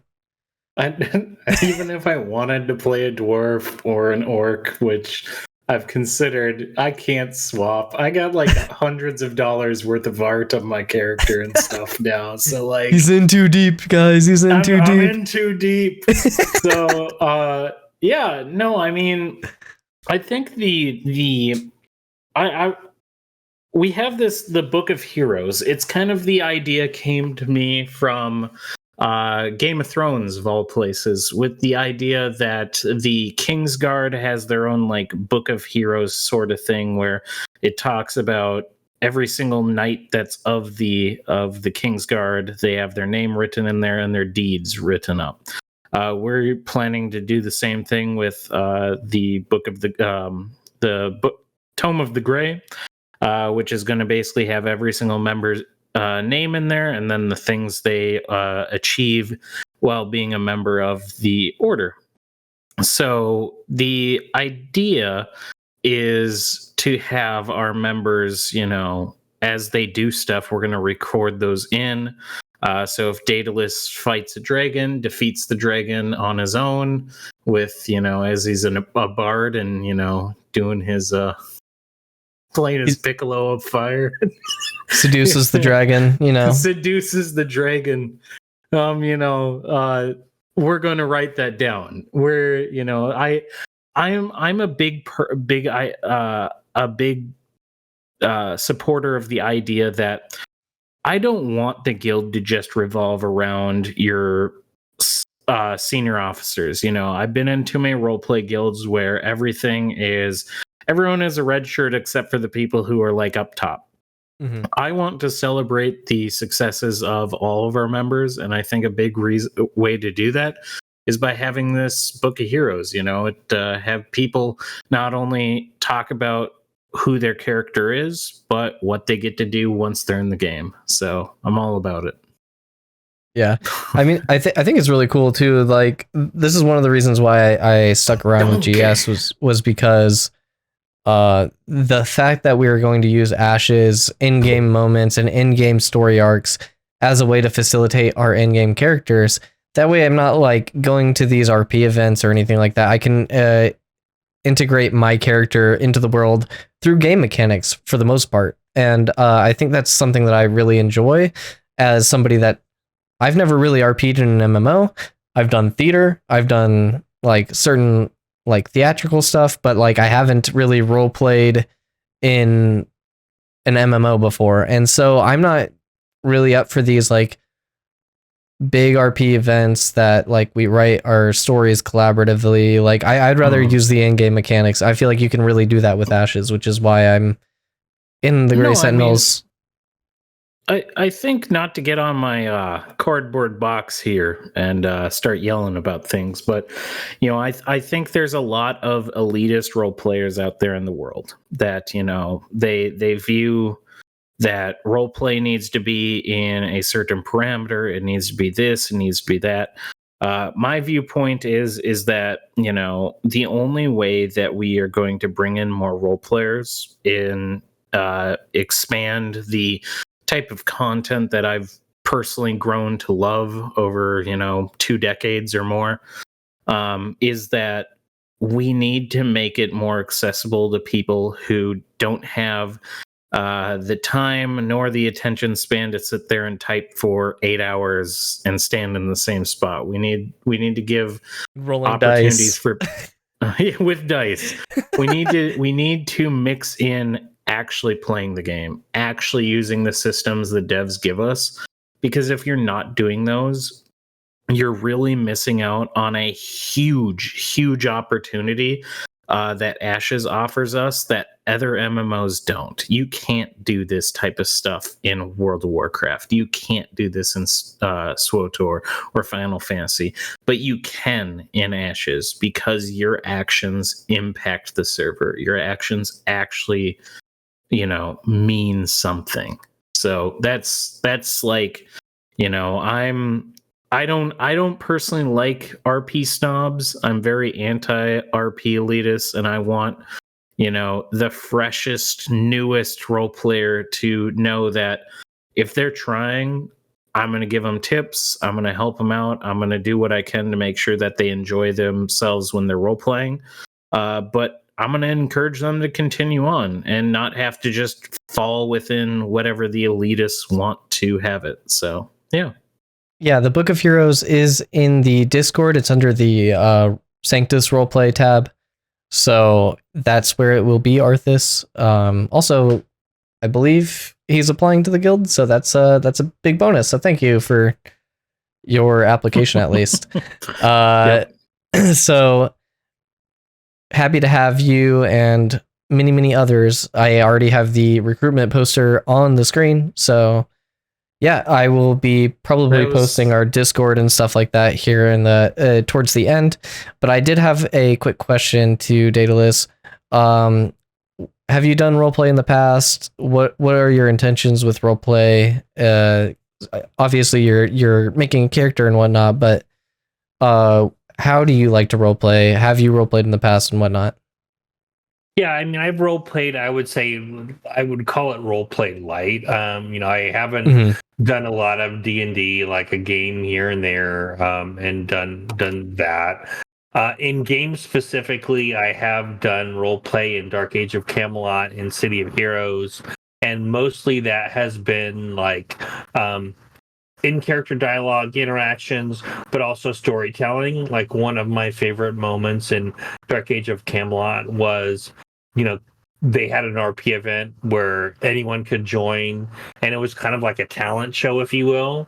And one of the things that I did was, as a minstrel, told a story, and it was like a really rewarding experience. And once again, it was exactly as anyone was saying. It was using the game systems to be able to enable your character to do something creative. And I think that's, for me, the most important part of role playing is using your imagination, interacting with people, and doing something creative using the game systems. It's not just about like strictly like, the chatting for hours, which will happen anyway, right, as you're playing the game.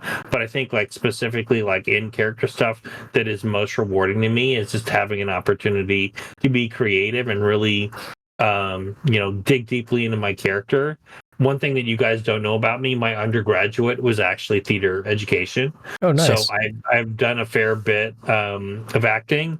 Not so much recently. It was a few, let's just say, decades ago, but that is something that I've always like really enjoyed about role playing, is being able to think as if you are the character, think about situations and how the character would react. So really like that whole method acting thing is something that I really was into, and I still am to this day. And so that's kind of how I approach role play, is like really get into creating a backstory and kind of living that in terms of the character and interacting with others as my character would. No, that's awesome. I literally had something and I lost it. That's okay. Lost Lloyd. Oh boy. There was just because we're on the topic of like role playing and stuff, are there things that you would like to see in Ashes of Creation that would like maybe give you certain tools or certain mechanics that would help your player? Oh, you know what? Actually, I was thinking of the play on your name. That sorry, this is ADHD at its finest, by the way. Squirrel. Yeah, the Ashen Herald. It's like your town herald, your town crier. It's literally in your name. Are you thinking about doing like news and stuff like that for the game? Well, actually, how this name was born was actually me starting to write articles. I'm like, well, what can I call this? Is it a newsletter? Is it whatever? And it was, at the time I was interviewing guild leaders. And so I'm like, well, wouldn't it be cool to be like the Ashen Herald? Because it's kind of like, a newspaper type of thing. So that's how it came about. I think in game, like as I, learned more and more about the game, learned about the Bard class as an option, it kind of felt like that would be like kind of my thing, because I do like telling stories. I write, offline. I write creatively, and so I've Nice. always been a fan of that. So I think that's likely where I would want to put my creative energies, is in that. So storytelling is just, something that I'd like to do. So I think that that's likely what'll end up with. Now, time wise, we'll see how that goes, but definitely, I think I would like to contribute creatively in terms of writing, and maybe not news, but maybe lore. Right? We talked about creating lore for the guild, so Yep. as we chronicle events, I think that might be something that I would find really interesting. That'd be really cool. But yeah, I guess the reason why I was thinking is like I think it'd be cool to have like a news board in the node to be like, oh, these events happened today, or like be able to write in like certain books and place them in the world. Obviously, you're gonna get some bad actors with like people writing slurs and stuff. Maybe that's not necessarily desired. But you could have like a block word list that you could like use to circumvent stuff like that. But I do think like those type of tools mechanics might be nice to introduce to the game. Are there anything else that you guys would like to introduce in the game for like role playing mechanics? I mean, one thing that City of Heroes did really well is they gave you an option just to write your backstory in your character. So if somebody inspected you, they can kind of see your background, your powers, your like origin story, if you will. So I do feel like that would be like super like nice to have in terms of like role play tools. As far as like some other things, honestly, I think it would be good if they find a way to make this work.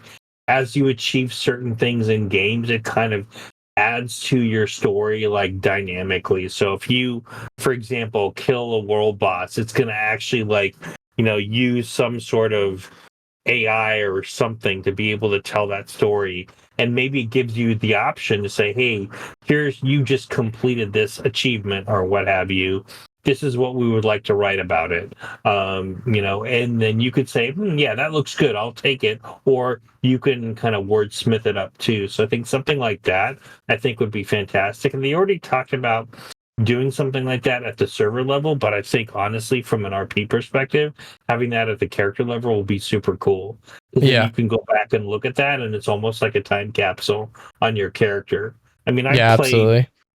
WoW for nearly 2 decades now, and I have nothing like that on my character. I don't even remember half of vanilla most of the time, but it would have been nice to kind of know that, hey, I remember this event, not just the the bigger events, but even the smaller things that I did would have been nice to have that type of thing on my character.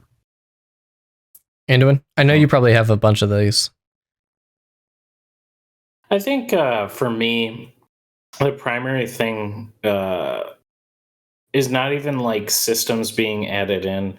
It's a system, because role players can do a lot of theater of the mind and stuff like that, and we'll find ways to tell stories and just use the systems that are. I think a robust transmog and die system is absolutely necessary because people, on the most part, want to be individuals. They want to have an identity of some sort. I'm not saying everyone, like, there are a lot of people who like to be soldier number 5 and they want to wear matching uniforms and all those, and that's fine. But I really want there to be a robust transmog system in the game that allows people to look the way they want, wear the armor they want, diet the way they want, because if you have that, people are going to chase certain items. They're going to chase certain looks, certain dyes, things like that. And that adds to the content that the developers can put in. Let's be honest. There's games out there that literally people will play them just to gather transmogs, just to gather cosmetics. And Well, everybody's familiar with like endgame is fashion. Right. Endgame is just fashion. That's it. You just want to look cool once you get there. Yeah, and by doing that, Intrepid's going to be going in and having a whole new market of people to play into, because endgame is fashion. You want to look fly. You want to have this stuff that no one else has and be able to show it off. I think World of Warcraft in the old days, when it was hard to complete raids and stuff like that. You mean When before the people- trading post? Yeah, before the before 4 times. Yeah. When people literally would walk around and they had this item or this armor piece or a shield or whatever, and it was a drop rate of like 0.005 or something like that. And Mhm. if they walked around, you knew they were one of the top players on the server. Biggest I'm diggest.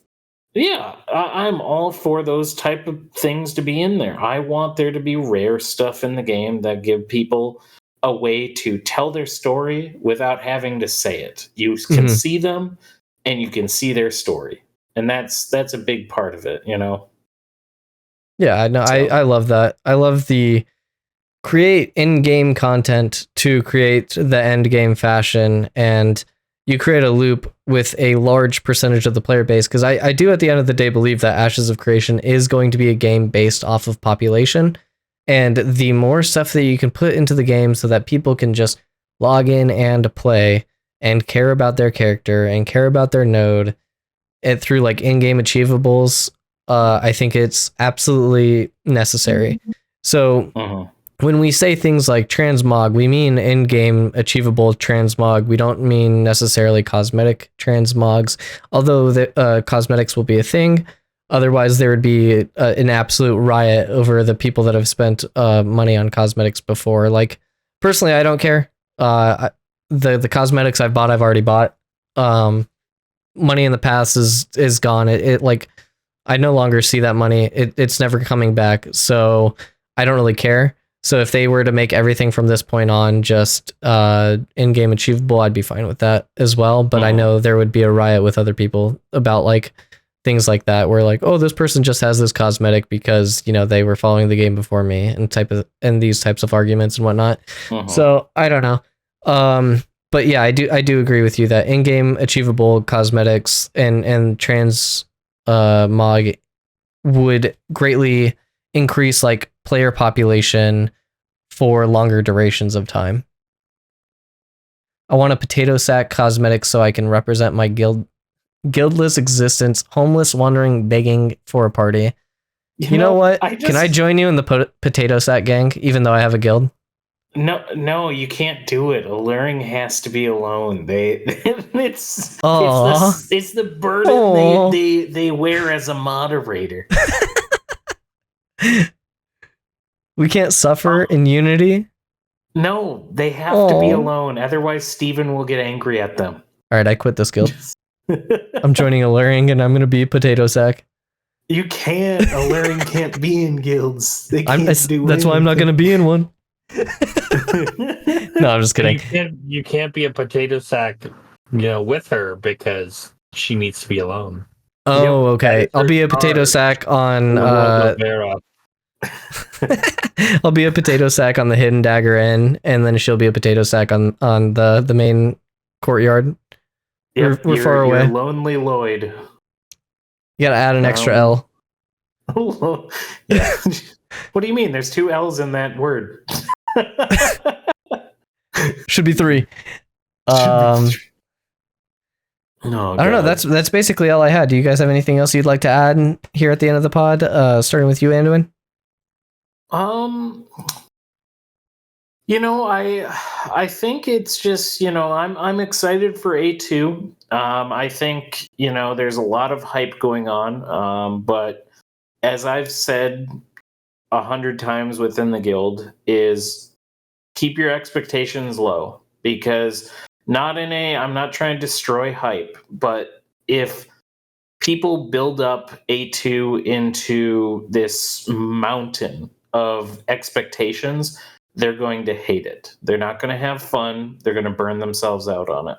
So I always tell people, keep your hype in check. Realize that the game might be a little simple right at the beginning, but in doing so, they can have a better experience with testing. And also understand it is an alpha. it's going to be testing. It probably might be grindy and brutal at first. That's fine. That's what you paid to get into. You didn't get in to play the game. You got in to be a free test monkey for Intrepid. So, I actually said this in the Golden Feather.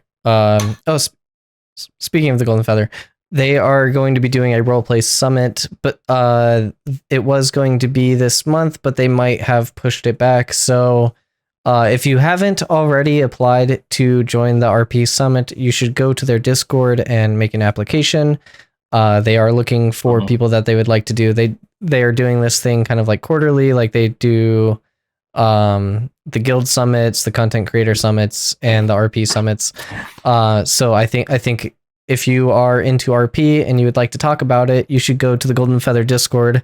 But I was saying on there earlier today that I will speak about the stars if only to land on the moon. I will not dream of mediocrity. And so if you hear me hyping things up on like what they could be, it's not because I think that this is something that will happen, but could happen. And the way things, I would rather dream of a world of what could be rather than what will probably be. So I will always speak higher expectations, just knowing that I'm going to fall short. So if I know that I'm going to fall short, then my expectations are hit, so I will always speak about what I want. And if I don't get it, that's fine. But at least if there's an attempt, I will appreciate that from Intrepid. And they are obviously shooting for the stars with this game. So Alluring, you're welcome to come lurk in the tavern bar watching role players. Yeah, of course. In fact, we encourage people to come hang out and just, be there. Half the fun of role playing is to sit there and watch other role players doing their role play stuff. So, yes, it can be entertaining sometimes too. It can be. So, anyways, Daedalus, is there anything that you'd like to plug? Yeah, Say? Not anything to plug per se, but just ditto to everything Anduin said. I totally agree. I think one other thing to add would be if you are testing, give feedback, and I mean this in constructive feedback, because at the end of the day, we have an opportunity as being part of this community, whether we're testing the game or not, is getting our thoughts out there and letting the developers listen to our point of view. Then to Lloyd's point, they may not always agree, they may not always do what we ask them to do, but at the end of the day, us investing in this game, in this community, is what's going to make the game and the community move forward. And so that's I'll get off of my cardboard boxes here as well, but I did also want to say thank you, Lloyd, Anduin, for having me on the podcast. This was a damn good time. Great community here, and I had a lot of fun, so I just want to say thank you. No, I love having you on. You're welcome. You have great insights and stuff like that, so I appreciate you for coming on, and you bring a lot of history with you with the Pathfinders podcast and everything like that, so it's always good getting another person's perspective. So appreciate you being here as well. If you'd like to join the guild, guys, please go ahead and check out the forum post, the Discord, and the YouTube. It has all of our content. You can join the Discord and just join us as a guest and talk and whatnot. You can check out our forums to see what the Gray Sentinels are about. But that should be just about everything. We'll rise again from the ashes the first Sunday of next month, which would be September 1st. So if you have any questions or topics you'd like us to discuss, please feel free to join my Discord for Lude Lloyd or the Gray Sentinel Discord. They will both be down below in either the links or even in the About Me section of Twitch. But once again, thank you all for coming. Stay golden and righteous. As always, we'll see you on the first Sunday of next month. Bye. Now for the bop. Oops. Take care, everyone. This video is a little bit bigger than it should be.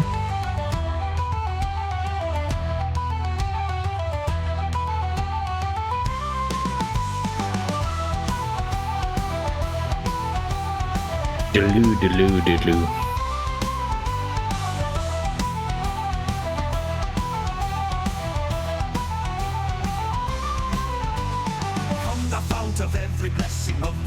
Sentinels we sing, raise our swords, our hearts professing honor to our Legion King. Our emblem, the griffin soaring, guides us as we fight, roaring strength and valor in each night's quest.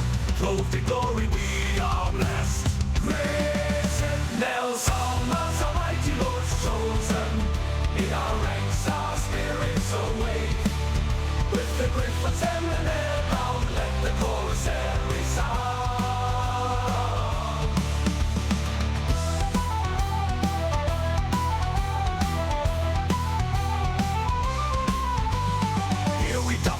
Our swords and duty, bound by honor, bound by grace, fighting steadfast and true.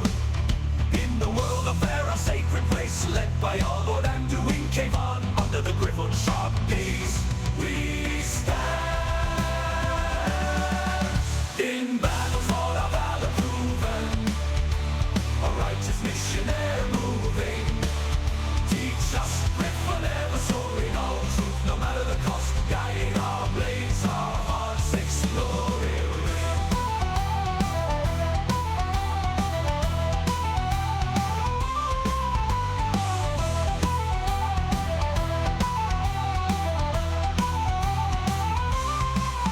Justice reigns, here to be lost. Uphold truth, no matter the cost. Raise our swords, our hearts professing honor to our Legion King. In battle for our valor proven, our righteous missionary moving. With the griffins emblem bound, let the chorus resound.